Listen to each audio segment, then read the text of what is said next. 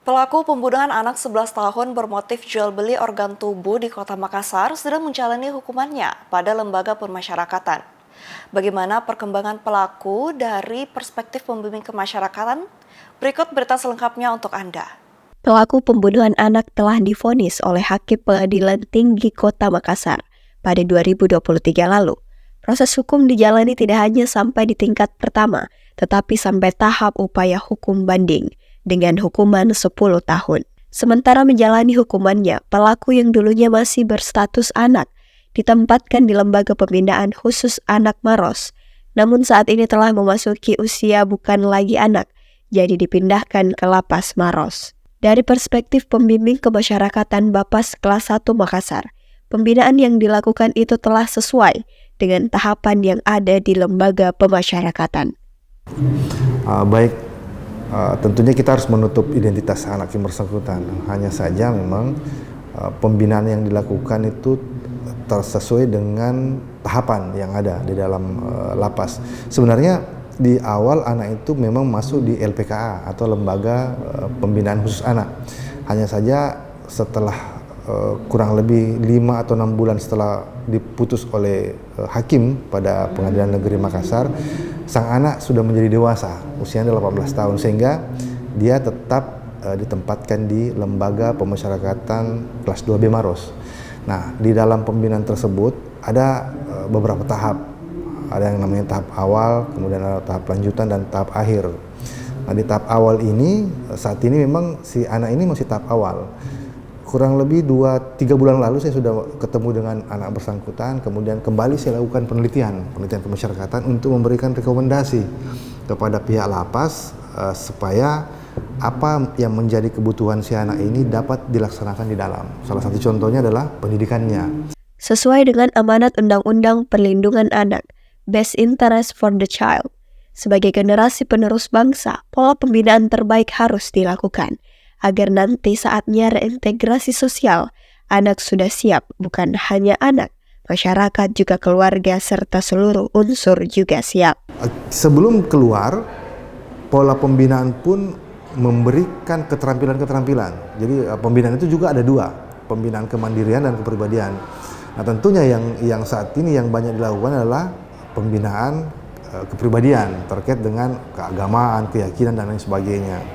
Nah, yang terpenting sebenarnya adalah pembinaan keterampilan kemandirian. Karena anak itu kan pasti memiliki bakat.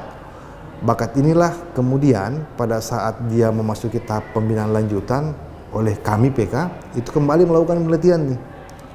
Jadi kita tidak lagi melihat dari sisi hukumnya, tapi kita melihat dari sisi sosial dan psikologis si anak, sehingga pada saat dia akan melakukan reintegrasi, pelatihan-pelatihan yang sesuai bakatnya itulah yang sering diberikan. Anggaplah dia hobi melukis umpama, itu harus kita harus merekomendasikan kepada pihak lapas untuk minimal memberikan sarana, atau kalau memang anggaran tidak memungkinkan, kita membolehkan stakeholder atau instansi terkait yang bisa mengembangkan bakat si anak. Sebagai pembimbing kemasyarakatan, sangat mengharapkan dukungan khususnya masyarakat, pemerintah setempat, dan tentunya adalah orang tua dan keluarga klien yang melakukan atau melanggar hukum.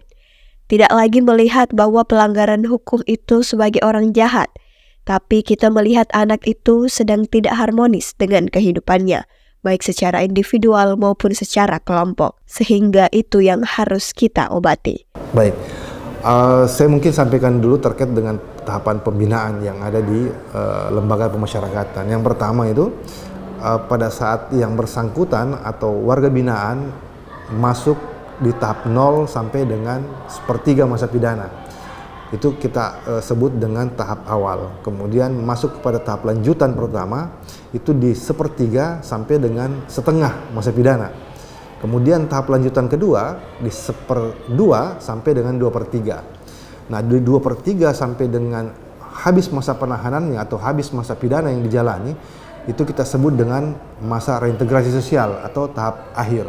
Nah, di tahap akhir inilah kami selaku pembimbing kemasyarakatan pada Balai Pemasyarakatan berperan penting untuk bagaimana memulihkan kehidupan kehidupan dan penghidupannya dengan baik dengan masyarakat, lingkungan maupun pemerintah setempat.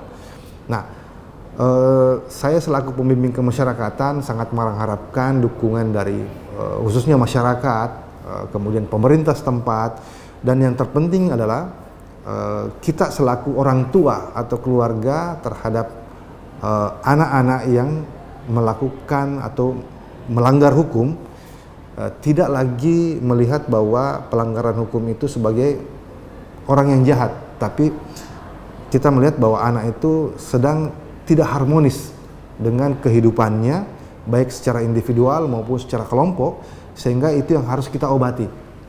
Nah, dengan mengobati itu, kita bisa menentukan program apa atau treatment apa yang kita berikan, sehingga anak yang tadinya melakukan pelanggaran sadar, kemudian kembali di masyarakat dengan baik.